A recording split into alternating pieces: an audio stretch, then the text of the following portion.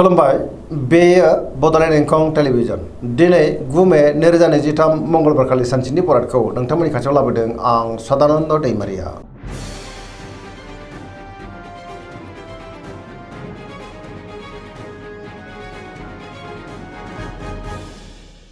सिगां फरायनो लादों मेष राशि गिबि हांखो अ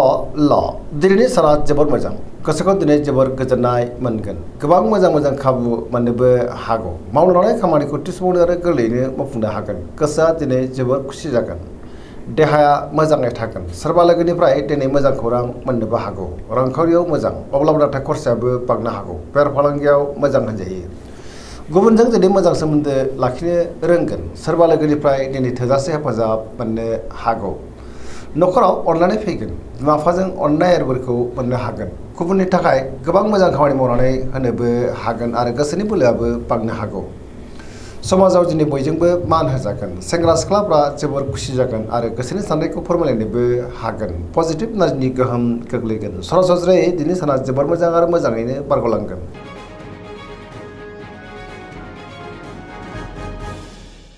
वृष राशि गिबि हांखो इ उ ब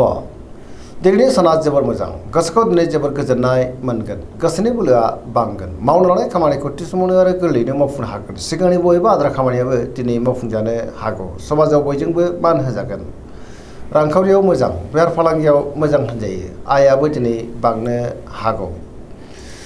न'खराव बिसि फिसायनि गेजेराव अननानै फैगोन बिदा फंबायजों मोजां सोमोन्दो थागोन देहाया मोजाङै थागोन गुबुननिफ्राय थोजासे हेफाजाब मोननोबो हागौ जायखि खामानि मावा मानो मोनफ्रोमबो खामानिखौनो दिनै गोरलैयैनो मावफुंनोबो हागोन सोरबा लोगोनिफ्राय मोजां खौरां मोननोबो हागौ गोसोनि साननायफ्रा मोगथाङाव जाफुंगोन आरो पजिटिभ एनार्जिनि गोहोम गोग्लैनोबो हागौ सेंग्रा सिख्लाफ्रा दिनै जोबोर खुसि जागोन आरो गोसोनि साननायखौ फोरमायलायनोबो हागोन।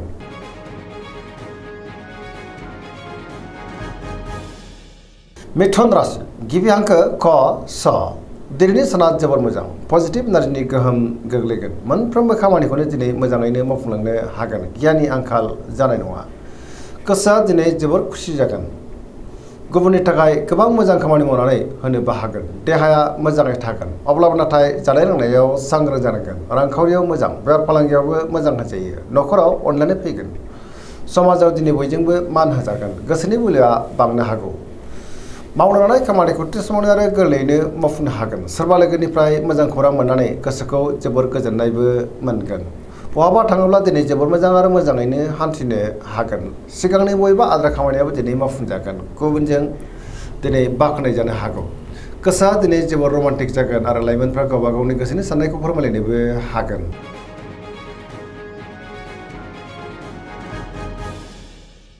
कर्कट राशि गिबि हांखो ड ह दिनैनि साना जोबोर मोजां गोसोखौ दिनै जोबोर गोजोननाय मोनगोन सोरबा लोगोजों बाख्नाय जानानै गोसोखौ बांसिन गोजोननाय मोनगोन गुबुनजों मोजां सोमोन्दो लाखिनोबो रोंगोन गोसोनि साननायफ्रा मोगथाङाव जाफुंनोबो हागौ आरो पजिटिभ एनार्जिनि गोहोम गोग्लैगोन मावनो लानाय खामानिखौ थि समावनो मावफुंनो हागोन रांखावरियाव मोजां बेफार फालांगियावबो मोजां होनजायो न'खराव दिनै अननानै फैगोन देहाया मोजाङै थागोन गुबुननिफ्राय थोजासे हेफाजाब मोननो हागौ सोरजोंबा बाख्नाय जानोबो हागौ समाजाव बयजोंबो मान होजागोन फरायसाफ्रा दिनै फरायनायाव गोसो दुंखांगोन आरो मोजां फिथाइ मोननोबो हागोन गुबुनजों दिनै मोजां सोमोन्दो लाखिनोबो रोंगोन।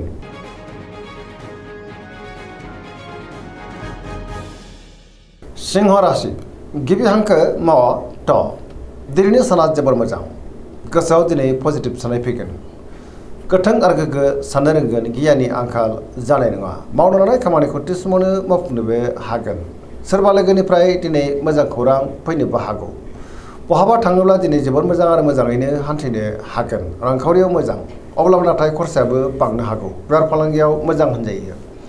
गोसोनि साननायखौ दिनै गुबुननो फोरमायनो हागोन लाइमोनफ्रा जोबोर रमान्टिकबो जानो हागौ न'खराव अननानै फैगोन समाजाव मान मोननो हागोन गुबुननि गोसोखौबो दिनै गोरलैयैनो बोनोबो हागोन देहाया मोजाङै थागोन बयजोंबो मोजां सोमोन्दो लाखिनो हागोन गुबुननि थाखाय दिनै गोबां मोजां खामानि मावनानै होनोबो हागोन आरो पजिटिभ एनार्जिनि गोहोम गोग्लैनोबो हागौ।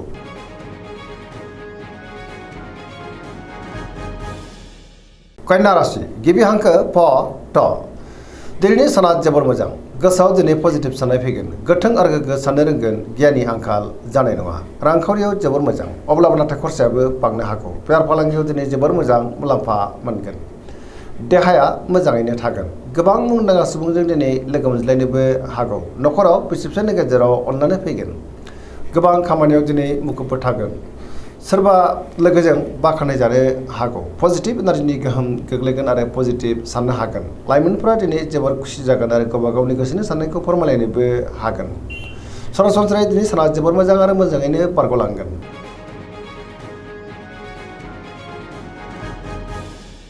तुला राशि गिबि हांखो र ट दिनैनि साना जोबोर मोजां गोसोखौ दिनै जोबोर गोजोननाय मोनगोन गुबुननि थाखाय गोबां मोजां खामानि मावनानै होनोबो हागोन गोसोनि साननायफ्राबो मोगथाङाव जाफुंनो हागौ गोसोनि बोलोआ बांगोन मावनो लानाय खामानिखौ थि समावनो आरो गोरलैयैनो मावफुंनो हागोन देहाया मोजाङै थागोन रांखावरियाव मोजां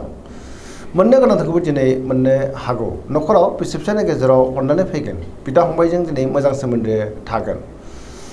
बेफार फालांगियाव दिनै गोबां मुलाम्फा मोननोबो हागौ गुबुननि गोसोखौ गोरलैयैनो बोनोबो हागोन लोगोफोरनिफ्राय हेफाजाबबो मोननो हागौ गोदान थांखि लानो रोंगोन सेंग्रा सिख्लाफोरा दिनै जोबोर रमान्टिक जागोन आरो गावबा गावनि गोसोनि साननायखौ फोरमायलायनोबो हागोन गोसोआव दिनै गोथों आरो गोग्गो साननाय फैगोन पजिटिभ एनार्जिनि गोहोम गोग्लैनोबो हागौ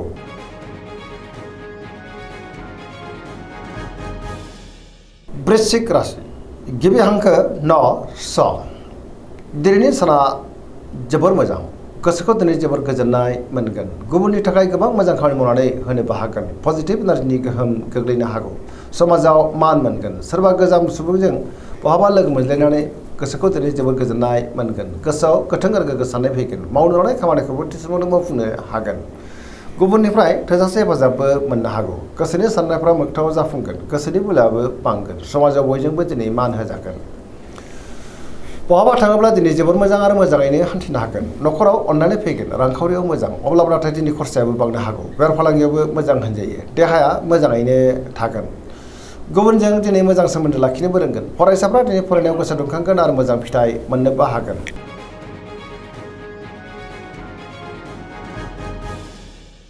धनु राशि गिबि हांखो ध फ भ दिनैनि साना बारा मोजां नङा गोसोखौ दिनै जोबोर गुलाय गुजाय मोननो हागौ सोरजोंबा रायखोमा जानोबो हागौ गुबुननि गाज्रि नोजोर थानोबो हागौ सांग्रां जानाया गाहाम मावनो लानाय खामानिखौ मावफुंनायाव माबा नङा माबा मोनसे हेंथा फैनोबो हागौ गोसोनि साननायफ्रा दिनै देबार नांगोन रांखावरियाव मोजां अब्लाबो नाथाय खरसायाबो बांनो हागौ बेफार फालांगियाव मोजां होनजायो समाजावबो मान मोननो हागोन बहाबा हान्थिब्ला दिनै लामा सामायाव सांग्रां जानाया गाहाम देहाया मोजाङै थागोन न'खराव दिनै अननानै फैनो हागौ बिदा फंबायनिफ्राय हेफाजाब मोनगोन सोरबा लोगोनिफ्राय हरखाबै गाज्रि खौरांबो मोननो हागौ लाइमोनफोरनि गोसोआ दिनै जोबोर आला खाला जागोन आरो गोसोनि साननायखौ फोरमायलायनोबो गोब्राब जानोबो हागौ नेगेटिभ एनार्जिनि गोहोमबो गोग्लैनो हागौ सांग्रां जानाया गाहाम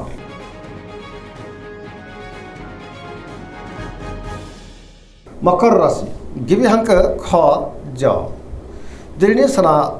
मोजां आरो गाज्रिनि गेजेरजों बाबेलांनो हागौ गोसोनि साननायफ्रा देबार नांगोन मावनो लानाय खामानिखौ थि समावनो आरो गोरलैयैनो मावफुंनो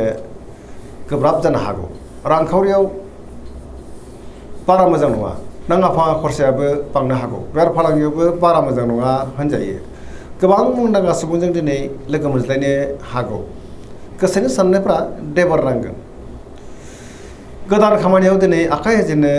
हानाय नङा माबा नङा माबा मोनसे गोरोन्थि जालांनोबो हागौ न'खराव अननानै फैगोन बिदा फंबायनिफ्राय हेफाजाबखौ मोननो हागौ सेंग्रा सिख्लाफ्रा गावबा गावनि गोसोनि साननायखौ फोरमायलायनो हागोन फरायसाफ्रा दिनै फरायनायाव गोसो दुंखांगोन आरो मोजां फिथाइ मोनगोन अब्लाबो नाथाय नेगेटिभ एनार्जिनि गोहोमबो गोग्लैनो हागौ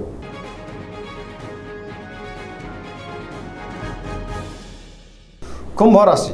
गिबि हांखो ग स दिनैनि साना जोबोर मोजां गोसोखौ दिनै जोबोर गोजोननाय मोनगोन बहाबा थाङोब्ला दिनै जोबोर मोजां आरो मोजाङैनो हान्थिनो हागोन मावनो लानाय खामानिखौ थि समावनो आरो गोरलैयैनो मावफुंनोबो हागोन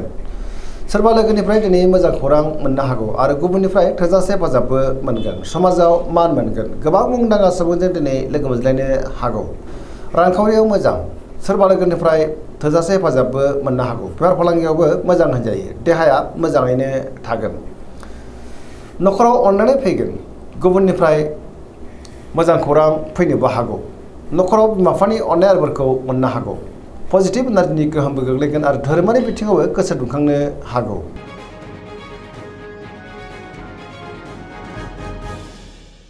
मीन राशि गिबि हांखो ड स दिनैनि साना जोबोर मोजां गोसोखौ दिनै जोबोर गोजोननाय मोनगोन गुबुननि थाखाय गोबां मोजां खामानि मावनानै होनोबो हागोन गोसोआव दिनै पजिटिभ साननाय फैनो हागौ गुबुननि थाखाय गोबां मोजां खामानि मावनानै गोसोआ दिनै जोबोर गोजोनगोन गावनि गोसोनि साननायखौ गुबुननो फोरमायनोबो हागोन देहाया मोजाङै थागोन रांखावरियाव मोजां बेफार फालांगियावबो मोजां न'खराव दिनै अननानै फैगोन सोरबा लोगोनिफ्राय मोजां खौरां मोननोबो हागौ लाइमोनफोरनि गोसोआ दिनै जोबोर रमान्टिक जागोन आरो गावबा गावनि गोसोनि साननायखौ फोरमायलायनोबो हागोन धोरोमारि बिथिङावबो दिनै गोसो दुंखांनो हागौ फरायसाफ्रा दिनै फरायनायाव गोसो दुंखांगोन आरो मोजां फिथाइ मोननोबो हागोन पजिटिभ एनार्जिनि गोहोम गोग्लैगोन सरासनस्रायै दिनै साना जोबोर मोजां आरो मोजाङैनो बारग'लांगोन दिनैनि राशि फरायनाया एसेनोसै जोबनायाव बेखौनो खावलायो जाहाथे नोंथांमोना सानफ्रोमबो जोंनि बे बड'लेण्ड इंखं टेलिभिजनखौ नायबाय थायो आरो साबस्क्राइब खालामो लोगोसे लाइक खालामो आरो शेयार खालामो एसेनोसै गोजोन्थों।